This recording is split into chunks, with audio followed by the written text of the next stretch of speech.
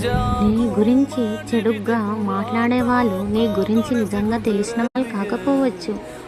నీ విలువను తగ్గించే వాళ్ళు నీ విలువను నిర్ణయించే వాళ్ళు కాకపోవచ్చు. అందుకే ప్రతి మాట సమాధానం ఇవ్వకు. ప్రతి అపోహను సరిదిద్దడానికి ప్రయత్నించకు. ఎందుకంటే నిన్ను అర్థం చేసుకోవాలనుకునే వారికి ఏమి చెప్పకపోయినా అర్థం అవుతుంది.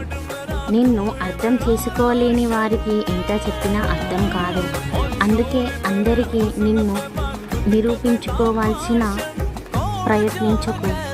కాలానికి నీ ప్రవర్తనకు ఆ పని వదిలే.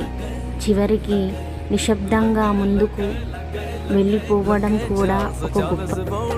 సబ్స్క్రైబ్ చేసుకోవచ్చు కదా. Like, share, comment.